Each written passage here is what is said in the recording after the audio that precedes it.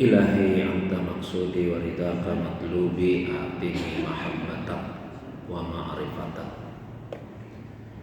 Bismillahirrahmanirrahim. Assalamualaikum warahmatullahi wabarakatuh.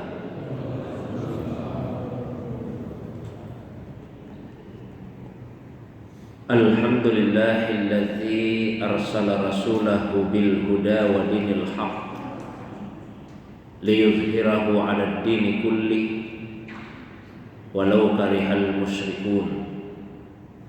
Ashhadu an la ilaha illallah wahdahu la syarika lah wa ashhadu anna Muhammadan abduhu wa rasuluhu la nabiyya ba'dah. Allahumma fasalli wa sallim wa barik ala sayyidina wa habibina wa syafi'ina maulana Muhammadin wa ala alihi wa ashabihi wa ala man ittaba'an nur allazi unsila ma'ahu ila yaumin nusyur, amma ba'du. Bapak Ibu jamaah subuh yang semoga dirahmati, dimuliakan oleh Allah Subhanahu wa taala. Alhamdulillah, subuh ini kembali kita dihadirkan, dipertemukan oleh Allah Subhanahu wa taala dalam majelis yang semoga dimuliakan ini untuk melanjutkan kembali kajian kita. Salawat dan begitu pula salam penghormatan semoga senantiasa tercurah kepada kekasih kita Rasulullah Muhammad sallallahu alaihi wasallam. Begitu pula kepada keluarga beliau, para sahabat dan juga pengikutnya yang senantiasa istiqamah menghidupkan sunnah Nabi sallallahu alaihi wasallam. Jamaah subuh yang dirahmati, dimuliakan oleh Allah Subhanahu wa taala. Beberapa pertemuan yang lalu telah kami bacakan bagian awal dari kitab Sarhu Salawatil Aulia, penjelasan terhadap salawat beberapa wali-wali Allah Subhanahu wa taala. Bagian awal dari kitab tersebut menguraikan tentang nama-nama Rasulullah sallallahu alaihi wasallam. Itu penting bagi kita karena mengenal Nabi sallallahu alaihi wasallam adalah wasilah, adalah sarana untuk mengenal Allah Subhanahu wa taala.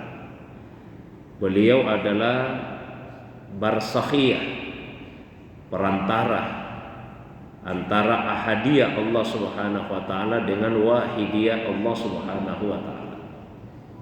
Beliau adalah Al-Qasim, pembagi, sementara Allah Subhanahu wa taala adalah Al-Mu'ti, yang memberi. Dan jika Allah Subhanahu wa taala yang memberi rahmat, maka Nabi sallallahu alaihi wasallam adalah Al-Qasim, yang membagi-bagi rahmat itu, bahkan bukan hanya kepada manusia, tapi untuk seluruh makhluk. Ada 14 nama yang telah kami bacakan pada pertemuan yang sebelumnya. Di antaranya tentu saja seperti Muhammad sallallahu alaihi wasallam, kemudian Ahmad, kemudian Mahmud, kemudian Hamid, juga ada Yasin, Toha, Tohir, Mutahhar, dan seterusnya. Untuk subuh ini saya lanjutkan beberapa nama yang lain. Saya mohon maaf sebelumnya, tadi kitabnya sudah saya siapkan di meja, saya mutala sebentar, tapi ternyata tidak sempat terbawa. Ada 5 nama setelah nama Thayyib tersebut, setelah nama Thahir dan Mutahhar tersebut. Kelima nama itu adalah, yang pertama yaitu Thayyib, kemudian yang kedua yaitu Sayyid, yang ketiga yaitu Rasul, yang keempat Nabi, dan yang kelima Rasulur Rahmah. Nah, ini 5 nama yang akan kita bahas pada pertemuan ini. Yang pertama yaitu Thayyib. Jadi di antara nama Nabi Shallallahu Alaihi Wasallam itu adalah Thayyib, artinya yang baik. Beliau dinamai Thayyib karena Nabi Shallallahu Alaihi Wasallam adalah atyabul makhlukat. Beliau adalah makhluk yang paling baik. Dan Thayyib juga sesungguhnya adalah salah satu nama Allah Subhanahu wa taala. Di dalam sebuah hadis Rasulullah sallallahu alaihi wasallam menyatakan innallaha thayyibun wa la yaqbalu illa thayyiban. Sesungguhnya Allah itu thayyib, maha baik, wa la yaqbalu illa thayyiban. Dan Allah tidak menerima kecuali yang thayyib, kecuali yang baik pula. Dan makhluk yang paling baik yaitu Rasulullah sallallahu alaihi wasallam. Paling baik dari segi isi hatinya, paling baik dari segi perkataannya, dan paling baik dari segi perbuatannya. Jadi isi hati Rasulullah sallallahu alaihi wasallam itu adalah semuanya kebaikan-kebaikan. Tidak ada di dalam hati Nabi sallallahu alaihi wasallam sifat-sifat yang tercela. Semua sifat-sifat yang tercela itu sudah dibersihkan, sudah dikeluarkan dari hati Nabi Shallallahu Alaihi Wasallam, sehingga yang tersimpan di dalam hati beliau semua adalah kebaikan-kebaikan, semua adalah al-akhlaq al-mahmudah, sifat-sifat yang terpuji. Begitu pula perkataan Nabi Shallallahu Alaihi Wasallam, semua adalah perkataan yang baik. Nabi Shallallahu Alaihi Wasallam tidak pernah mengucapkan perkataan yang tercela, perkataan yang buruk. Semua yang beliau ucapkan adalah kata-kata yang baik. Begitu juga perbuatan Nabi Shallallahu Alaihi Wasallam, semua adalah kebaikan. Oleh karena itulah beliau dinamai sebagai Thayyib. Kemudian yang kedua, beliau juga dinamai dengan Sayyid, penghulunya manusia. Di dalam sebuah hadis yang diriwayatkan oleh Imam Al-Bukhari di dalam kitab Jami' Sahihnya, Nabi SAW bersabda, "Ana sayyidu waladi Adam yaumal qiyamati wala fakhra." Dan saya ini adalah sayyidnya anak manusia di hari kemudian, wala fakhra, dan tidak ada kebanggaan. Ada beberapa tafsir ulama kita tentang apa makna perkataan Nabi la fakhra, tidak ada kebanggaan. Ada ulama yang memaknai maksudnya adalah tidak ada kebanggaan di atas itu. Ada juga ulama yang memaknai bahwa maksud perkataan Nabi tidak ada kebanggaan, apa yang saya sampaikan ini bukan dengan maksud untuk membanggakan diri, tapi semata-mata untuk menyampaikan kebenaran. Jadi ketika beliau menyatakan bahwa ana sayyidu waladi Adam yaumal qiyamah, saya ini adalah sayyidnya anak manusia di hari kemudian, perkataan itu sama sekali tidak dimaksudkan oleh Nabi sallallahu alaihi wasallam untuk membanggakan dirinya. Tapi yang beliau sampaikan adalah satu kebenaran. Sebetulnya sabda Nabi sallallahu alaihi wasallam ini adalah bagian dari hadis yang panjang. Diceritakan di dalam kitab Jami' Sahih Bukhari bahwa nanti di padang mahsyar semua manusia akan datang menemui Nabi Adam alaihissalam, kemudian meminta kepada beliau agar berdoa kepada Allah Subhanahu wa taala supaya manusia dikeluarkan dari suasana yang mencekam di padang mahsyar.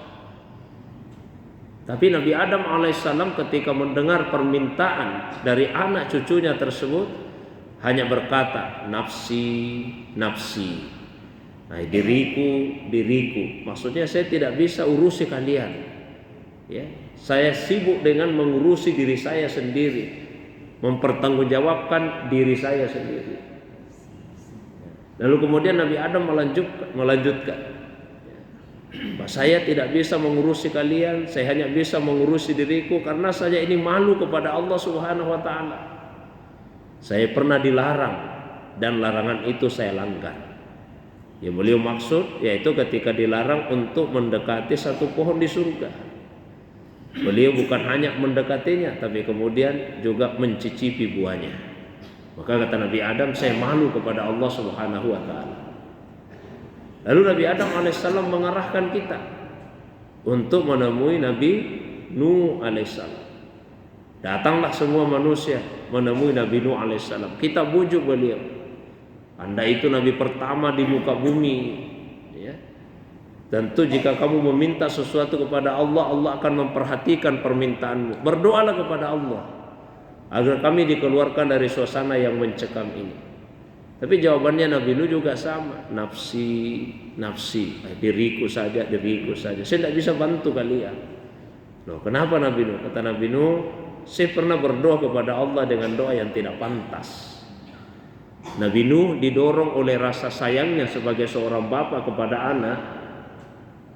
Ketika terjadi banjir bah yang sangat dahsyat, beliau berdoa kepada Allah agar anaknya yang kafir diselamatkan.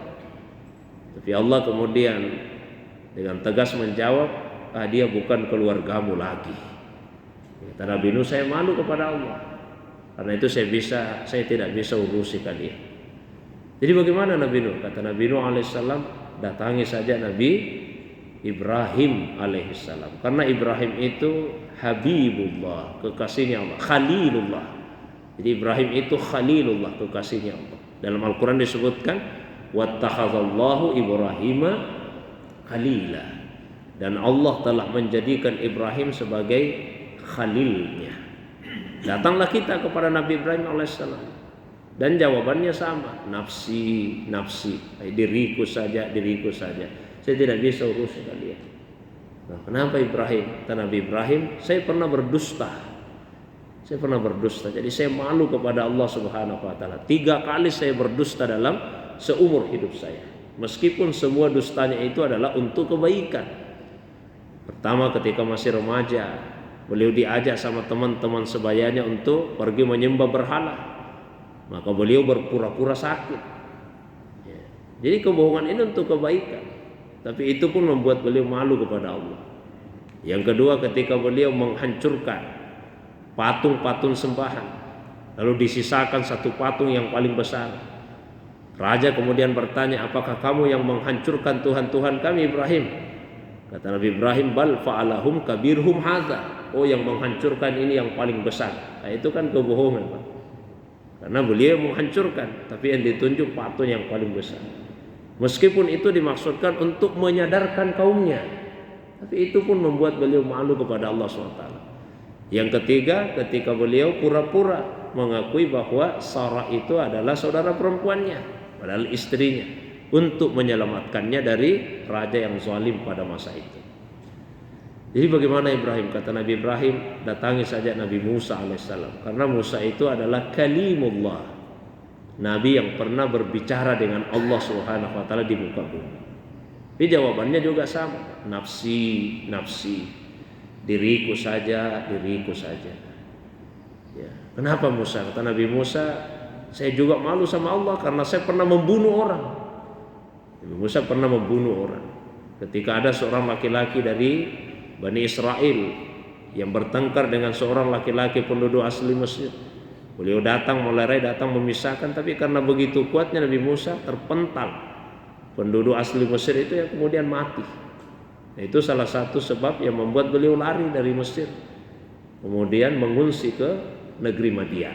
Nah, saya malu sama Allah. Jadi bagaimana Musa? Kata Nabi Musa, datangi Nabi Isa alaihissalam, karena Isa itu adalah ruhullah, ruhnya Allah. Ketika manusia mendatangi Nabi Isa alaihissalam, ya beliau juga memberikan jawaban yang sama, nafsi, diriku saja. Tapi beliau satu-satunya dari beberapa nabi yang dijumpai itu yang tidak menyebutkan alasannya apa.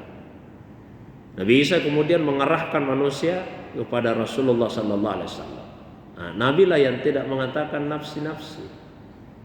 Nabi Adam alaihissalam, Nabi Nuh alaihissalam, Nabi Ibrahim alaihissalam, Nabi Musa alaihissalam, Nabi Isa alaihissalam, semua menjawab nafsi, diriku. Ketika semua umat manusia mendatangi Rasulullah SAW, yang beliau ucapkan apa? ummati ummati, umatku umatku. Beliau sujud, di bawahnya arasy. Allah bertanya, ada apa ya Muhammad? Beliau menjawab, ummati ummati, umatku umatku. Nah, kenapa umatku? Izinkan saya Allah untuk memberikan syafaat kepada mereka. Allah izinkan, maka dengan syafaat Nabi manusia dikeluarkan dari suasana yang mencekam di padang mahsyar. Nah, itulah makna perkataan Nabi SAW diantaranya, ana sayyidu waladi Adam yaumal qiyamah wala fakhra. Saya ini sayyidnya anak manusia di hari kemudian, dan itu saya sampaikan bukan dengan maksud untuk membanggakan diri. Maka jika misalnya ada yang bersalawat kepada Nabi Sallallahu Alaihi Wasallam dan menambahkan kata Sayyidina di hadapan Nabi Sallallahu Alaihi Wasallam, maka itu sudah sesuai dengan kenyataannya. Sehingga di dalam mazhab Hanafiyah dan mazhab Syafi'iyah disukai jika dalam salawat itu ditambahkan kata Sayyidina di hadapan nama Nabi Sallallahu Alaihi Wasallam. Allahumma salli ala Sayyidina Muhammad wa ala ali Sayyidina Muhammad. Ya, memang benar ketika ada seorang sahabat yang bernama Ka'ab bin Ujrah bertanya kepada Nabi SAW bagaimana caranya bersalawat, Nabi tidak menyebutkan kata Sayyidina di hadapan nama beliau. Tapi kata para ulama, menambahkan sesuatu yang sesuai dengan kenyataan itu bagian dari adab, bagian dari penghormatan kepada Nabi Sallallahu Alaihi Wasallam. Nah, itu yang kedua. Yang ketiga, beliau juga dinamai dengan Rasul. Jadi ketika kita membaca ayat dan disebut kata Rasul secara mutlak, maka orientasi pemikiran kita itu langsung kepada Rasulullah Sallallahu Alaihi Wasallam. Beliau adalah Rasul. Misalnya di dalam Al-Quran pada surah Al-Ma'idah ayat 107 ya, ayat 67 ya. Al-Ma'idah ayat 67 Allah SWT berfirman, ya ayyuhar rasul. Nah, itu orientasi kita langsung, oh yang dimaksud di sini adalah Muhammad SAW. Ya ayyuhar rasul balligh ma unsila ilaika min rabbik wa illam taf'al fama ballaghta risalatahu. Wahai Rasul, wahai Rasul. Yang dimaksud Nabi Muhammad sallallahu alaihi wasallam. Balligh ma unsila ilaika min rabbik. Sampaikanlah apa yang telah diturunkan kepadamu dari Tuhanmu. Wa illam taf'al, dan jika kamu tidak melakukan itu, fama ballaghta risalatah. Maka itu artinya kamu tidak menyampaikan risalah. Artinya satu ayat saja, seandainya ada satu ayat yang Nabi tidak sampaikan kepada umatnya, maka itu sama nilainya dengan tidak menyampaikan semua risalah. Maka tidak ada satupun ayat yang Nabi sembunyikan, yang Nabi tidak sampaikan kepada umatnya. Semua disampaikan secara utuh. Wallahu ya'simuka minan nas. Allah itu menjagamu, memeliharamu dari seluruh manusia. Sebelum ayat ini turun, Pak, para sahabat biasa masih mengawal Nabi, masih ada pengawalnya Nabi. Tapi begitu ayat ini turun dan Allah tegaskan Allah sendiri yang menjaga, memelihara Nabi, Nabi tidak pernah lagi dikawal. Jadi beliau adalah seorang Rasul, dan Rasul itu namanya Nabi SAW. Kemudian yang keempat, nama beliau adalah An-Nabi.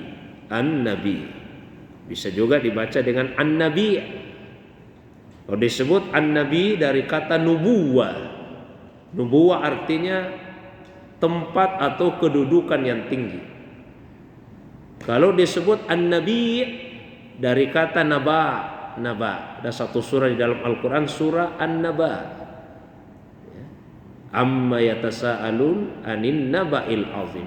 Naba itu artinya berita yang agung. Jadi beliau dinamai An-Nabi karena beliau membawa berita yang agung dari Allah. Dan beliau dinamai dengan An-Nabi karena tempat dan maqam kedudukan beliau yang tinggi. Misalnya di dalam Al-Quran pada surah Al-Ahzab ayat 45, 46 Allah SWT berfirman, ya ayyuhan nabi inna arsalnaka syahidau wa mubashshirau wa nadhira wa da'iyan ilallahi biiznihi wa sirajam munira. Ya ayuhan nabi, wahai nabi. Wahai nabi. Disebut wahai nabi, orientasi pemikiran kita langsung yang dimaksud di sini adalah Muhammad sallallahu alaihi wasallam, bukan nabi-nabi yang lain. Begitu disebut secara mutlak, maka yang dimaksud adalah Rasulullah SAW. Karena itu nama beliau. Ya ayuhan nabi, wahai nabi. Inna arsalnaka, sesungguhnya kami telah mengutusmu. Syahidan, yang pertama sebagai saksi, saksi bagi seluruh manusia. Syahidan. Kemudian wa mubasyiran, pembawa kabar gembira. Kemudian wa naziran, pemberi peringatan. Lalu da'iyan ilallahi biizni, mengajak manusia kepada Allah dengan izinnya. Dan sirajam munira, pelita yang menerangi. Saya bahas dua sifat yang terakhir, da'iyan ilallahi biizni dan sirajam munira. Da'iyan ilallah, mengajak manusia kepada Allah. Mengajak kepada Allah itu beda dengan mengajak ke jalan Allah. Jadi dakwah di dalam Al-Quran dua macam. Ada dakwah ila sabilillah, mengajak ke jalannya Allah. Dan ada da'iyan ilallah, mengajak kepada Allah. Misalnya yang mengajak ke jalan Allah, di dalam Al-Quran disebutkan di surah An-Nahl, Udu'u ila sabili rabbik, ajak manusia ke jalan Tuhanmu. Itu mengajak ke jalan. Ada mengajak bukan ke jalan, tapi mengajak kepada Tuhan. Wa man ahsanu qawlan mimman da'a ilallah. Dan ucapan siapakah yang lebih baik dibandingkan dengan ucapannya orang yang mengajak kepada Allah, bukan sekadar mengajak ke jalannya Allah.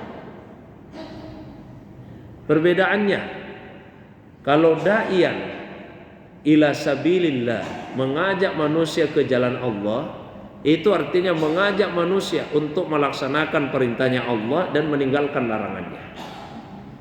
Semua muballigh, penceramah, dai yang mengisi pengajian, datang di masjid kita ini tentu mengajak manusia ke jalan Allah. Karena semua mubalik pasti mengajak kita untuk melaksanakan perintahnya Allah, mengajak kita untuk meninggalkan larangannya Allah. Kita diajak, Pak, jaga salatmu, jaga puasamu, jaga silaturahim. Kalau ada hartamu sedekah, ada hartamu pergi umrah, pergi haji, bersikap baiklah kepada tetangga, hormati orang tua. Itu semua mengajak ke jalannya Allah. Ya, di sisi lain, ya, kita diingatkan jangan berdusta, jangan berkhianat, ya, jangan minum minuman keras, jangan berzina, jangan mengambil harta orang lain dengan cara yang zalim. Itu mengajak ke jalannya Allah, mengajak ke jalan Allah. Tapi kalau mengajak kepada Allah Subhanahu wa taala, maknanya adalah mengajak manusia untuk mengenal Allah. Bukan sekadar untuk mengetahui mana perintahnya Tuhan, mana larangannya. Tapi mengajak untuk mengenali Allah Subhanahu wa taala. Itulah yang dimaksud dengan da'iyan ilallah. Dan menariknya dalam ayat tadi, ketika disebut syahidan, disebut mubasyiran, disebut naziran, tidak ada keterangan dengan izinnya.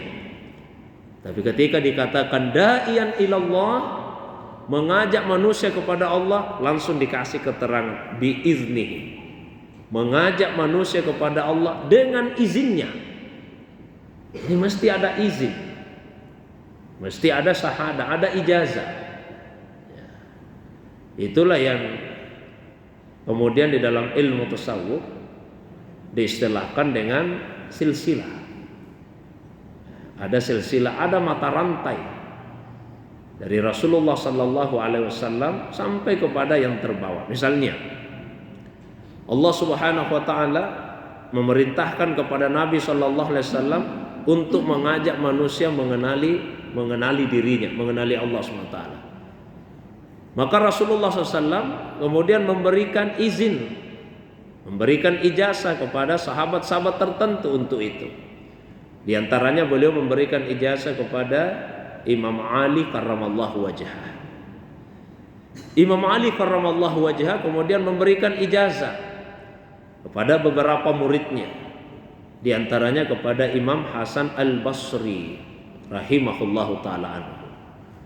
Kemudian Imam Hasan Al-Basri memberikan ijazah kepada beberapa muridnya, di antaranya kepada Habib Al-Ajami rahimahullahu taala anhu.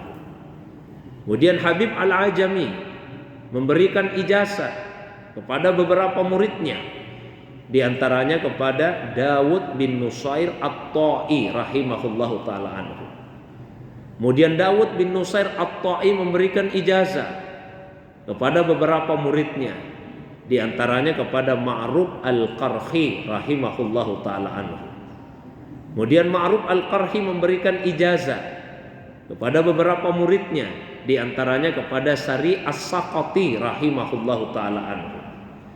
Kemudian Sari As-Saqati memberikan ijazah kepada beberapa muridnya, ya, di antaranya kepada Imam Junaid Al-Baghdadi.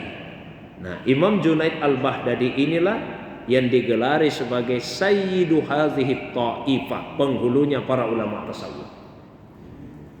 Jadi sebagian besar turukus sufiyah, tarika sufiyah itu melewati jalur Imam Junaid Al-Baghdadi. Beliau yang digelari sebagai penghulunya para ulama tasawuf. Beliau juga lah yang perkataannya sering dinukil. Beliau menyatakan bahwa tariquna hadza muqayyadun, di riwayat yang lain disebutkan musayyadun bil kitabi was sunnah. Jalan kita ini terikat atau dikuatkan dengan Alkitab dan As-Sunnah. Jadi selalu sesuai dengan Al-Quran dan hadis Nabi Sallallahu Alaihi Wasallam. Itu da'iyan ilallahi biiznihi, mengajak manusia untuk mengenali Tuhannya dengan izin. Kemudian sirajan munira, Nabi itu adalah pelita yang menerangi, munir, menerangi. Maka beliau itu adalah nur. Jadi Rasulullah SAW adalah nur, nur secara hissi dan nur secara maknawi. Tubuh Rasulullah SAW benar-benar nur, benar-benar bercahaya. Aisyah radhiyallahu anha, salah seorang istri Nabi, bercerita di suatu malam beliau menjahit, tiba-tiba pelita padam dan jarumnya jatuh.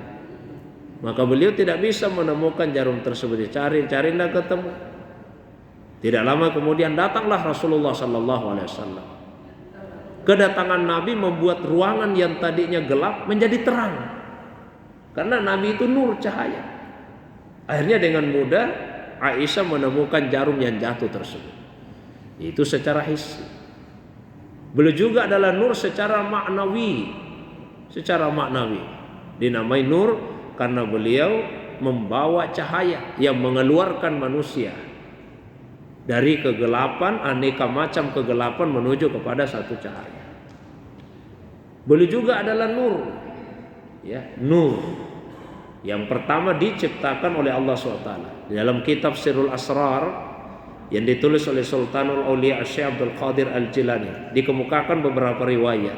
Riwayat ini kalau menurut ulama hadis lemah, tapi kalau menurut para ulama tasawuf riwayatnya sahih, karena ada perbedaan perspektif cara menilai sebuah pernyataan. Metodenya berbeda. Dalam kitab Sirrul Asrar disebutkan beberapa riwayat. Awwalu ma khalaqallahu nuru nabiyyika, yang pertama diciptakan oleh Allah adalah nur Nabi. Nah, juga riwayat awwalu ma khalaqallahu ruhu nabiyyika, yang pertama diciptakan oleh Allah ruh Nabi. Ada juga riwayat awwalu ma khalaqallahu al-aqal, yang pertama diciptakan oleh Allah adalah akal. Ada juga riwayat yang menyebut awwalu ma khalaqallahu al-qalam, yang pertama diciptakan oleh Allah adalah al-qalam. Nah, menurut Sultanul Auliya Syekh Abdul Qadir Al-Jilani qaddasallahu sirra, keempat riwayat tersebut sebetulnya menunjukkan satu hal yang sama. Baik itu nur, ruh, akal, kalam, yang dimaksud sesungguhnya adalah al-haqiqah al-muhammadiyah, hakikat Muhammad sallallahu alaihi wasallam. Dan itu yang pertama diciptakan oleh Allah Subhanahu wa taala. Jadi dia makhluk yang pertama diciptakan oleh Allah Subhanahu wa taala. Karena itu di dalam Al-Qur'an, Pak, di surah Al-An'am, ya, Nabi diperintah oleh Allah untuk mengucapkan Dan kemudian kita baca dalam salat, tapi bagian ujungnya itu diubah. Kalau di Al-Quran disebut wa ana awwalul muslimin. Nah, dalam doa iftitah kita ucapkan wa ana minal muslimin. Ya, Quran disebut kul, ucapkanlah inna sholati wa nusuki wa mahyaya wa mamati lillahi rabbil alamin la syarika lahu bidzalika umirtu wa ana. Dalam doa iftitah kita ucapkan wa ana minal muslim. Dalam Al-Quran Nabi diperintah ucapannya wa ana awwalul muslimin. Saya yang pertama muslim, yang pertama berserah diri kepada Allah. Nah, kenapa dikatakan bahwa Nabi itu yang pertama berserah diri kepada Allah? Bukankah sudah banyak Nabi yang diutus sebelumnya? Yang dimaksud di situ ketika dikumpulkan di alam arwah. Kemudian Allah bertanya, alastu bi rabbikum, bukankah saya Tuhan kalian? Nabi yang pertama menjawab, saya bersaksi bahwa engkaulah Tuhanku. Lalu diikuti oleh semua ruh. Bala syahidna, kami bersaksi. Karena beliau yang pertama mengaku itu, maka beliau adalah awwalul muslimin, yang pertama sekali berserah diri kepada Allah Subhanahu wa ta'ala. Dinamai al-qalam karena beliau ibarat kalam. Jadi kalam yang dimaksud bukan kalam yang menulis semua takdir makhluk. Beliau dinamai al-qalam karena beliau ibarat kalam yang mentransfer pengetahuan kepada makhluk. Beliau al-akal karena beliau mudrik, ya, mengetahui semua. Sejak di alam arwah beliau itu sudah menerima wahyu dari Allah. Sudah jadi nabi sejak di alam arwah. Sudah jadi nabi. Di dalam Al-Quran disebutkan wa innaka latulaqqal Qur'an min ladun hakimin alim. Sesungguhnya Al-Quran itu tulaqqa, bukan diturunkan, tulaqqa. Ya. Ada sebagian kalangan yang memahami oh ini turun Al-Quran di bumi. Bukan. Kalau turun Al-Quran di bumi, semua kosakata yang digunakan dalam Al-Quran itu nazalah dengan semua derivasinya, ya, nazalah dengan semua derivasinya dan sebuah perubahannya. Apakah nazala, nazzala, nunazzil dan seterusnya. Misalnya sahru Ramadan allazi unzila. Tapi yang digunakan dalam ayat ini bukan kata nazala dengan segala bentuknya. Yang digunakan apa? Tulaqqa. Wa innaka latulaqqal Qur'an. Sesungguhnya Al-Quran itu diberikan kepadamu tanpa perantara, min ladun, langsung dari sisi Allah, min ladun hakimin alim. Kalau turun di bumi itu melalui perantaraan malaikat Jibril alaihissalam. Jadi beliau sudah jadi nabi bahkan sejak di alam arwah. Sudah menerima wahyu dari Allah SWT. Mungkin ada yang bertanya, lah, kalau beliau sudah terima wahyu sejak di alam arwah, kenapa ketika pertama kali Jibril alaihissalam datang membawa wahyu, lalu Jibril meminta ikra, bacalah, apa jawaban Nabi? Beliau menjawab, ma'ana biqari, saya tidak bisa membaca. Jadi ketika ruh itu masuk ke dalam tubuh, ditiupkan ke dalam tubuh, ruh merasa nyaman di dalam, maka apa yang dialami di alam arwah itu kemudian tersimpan. Kita lupakan, termasuk kita ini Pak, mohon maaf. Ada tidak di antara kita yang masih mengingat bahwa kita pernah berada di alam arwah, lalu kemudian Allah bertanya kepada kita, alastu bi rabbikum, bukankah saya adalah Tuhanmu? Lalu kita menjawab, kami bersaksi. Tidak ada yang mengingat, tapi di Al-Quran diceritakan. Tapi tidak ada di antara kita yang mengingat kejadian itu. Kenapa demikian? Karena ruh kita sudah merasa nyaman ada di dalam tubuh. Ibarat orang yang pergi merantau, nyaman di perantauan, lupa kampung halamannya. Jadi ruh yang ada dalam tubuh kita ini lupa kampung halamannya sendiri. Seakan-akan tubuh inilah yang merupakan kampung halamannya ruh. Nabi ketika di dalam tubuh nyaman juga dirasakan. Jibril pertama kali meminta ikra, baca. Nabi menjawab ma'ana biqari. Di riwayat-riwayat kan sering diceritakan. Jibril kemudian memeluk Nabi. Jibril itu dari alam ruhaniyah. Begitu memeluk Rasulullah SAW, maka muncullah kembali semua memori yang pernah dialami oleh Nabi SAW di alam arwah itu. Semua pengetahuannya muncul. Maka ketika yang kedua Jibril meminta, bacalah. Apa jawaban Nabi SAW? Bukan lagi ma'ana biqari. Kalau kita baca hadis riwayat Bukhari, 3 kali diminta, 3 kali juga saya tidak bisa membaca. Tapi di riwayat yang lain jawaban Nabi itu beda-beda.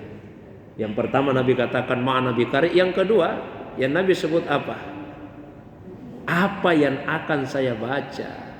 Bukan saya tidak bisa lagi membaca yang kedua, tapi apa yang akan saya baca.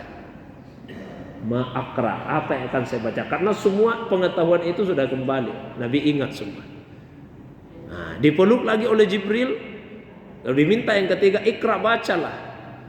Maka ketika itu pengetahuan Nabi lebih terfokus kepada ayat-ayat Al-Quran yang diwahyukan. Maka yang ketiga Nabi bertanya, yang mana persisnya dari ayat-ayat Al-Quran ini yang akan saya baca? Maza akra. Nah ketika itulah Jibril bacakan. Nah ini, ikra bismi rabbikal ladzi khalaq, khalaqal insana min alaq. Nah itu pentingnya kita membandingkan antara satu riwayat hadis dengan riwayat hadis yang lain. Kalau baca satu hadis 3 kali Jibril meminta bacalah, Nabi selalu menjawab, saya tidak bisa baca, saya tidak bisa baca, saya tidak bisa baca. Tapi di hadis yang lain bukan. Pertama kali Nabi menjawab, saya tidak bisa baca. Yang kedua, yang mana yang akan saya baca. Dan yang ketiga, yang mana persisnya dari ayat-ayat Al-Quran ini yang akan saya baca. Beliau sudah jadi Nabi sejak di alam arwah. Maka salah satu namanya adalah An-Nabi.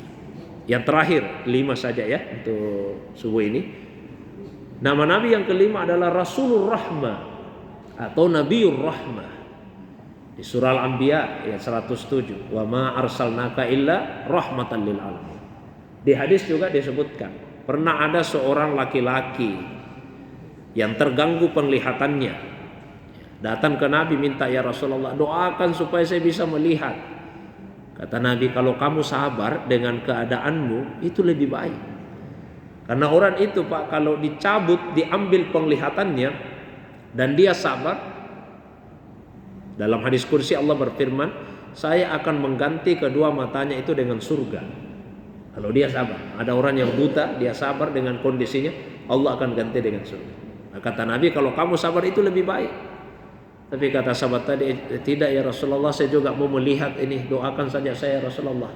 Ya sudah, kalau begitu saya ajari doanya. Saya ajari doanya. Pergi wudhu, salat, terus baca doa ini. Allahumma inni as'aluka wa atawajjahu ilaika binabiyyika Muhammadin nabiyir rahmah.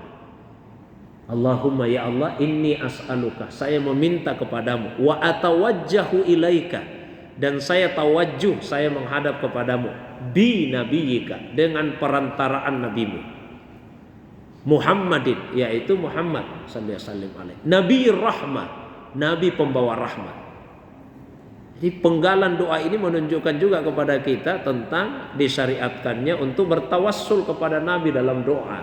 Nabi sendiri yang ajari. Allahumma inni atawassalu Allahumma inni as'aluka wa atawajjahu ilaika ya, binabiyyika Muhammadin nabiyir rahmah. Ya Muhammad, inni tawajjahtu bika ila rabbi. Saya tawajjuh, saya menghadap kepada Allah dengan perantaraanmu. Dengan perantaraanmu. Litukda bihajati, supaya hajatku dipenuhi. Allahumma fasaffihu fiyya. Ya Allah, berikanlah kepada Nabi izin untuk memberikan syafaat kepada saya. Nah, saya kira itu pengantar kajian kita di pagi ini. Seperti biasa, kalau ada yang ingin ditambahkan, ada yang ingin didiskusikan, baik yang berkaitan dengan pengantar kajian tadi atau masalah agama yang lain, saya persilakan kepada jamaah sekalian. Demikian untuk sementara. Wa ilallahi turja'ul umur. Wassalamualaikum warahmatullahi wabarakatuh.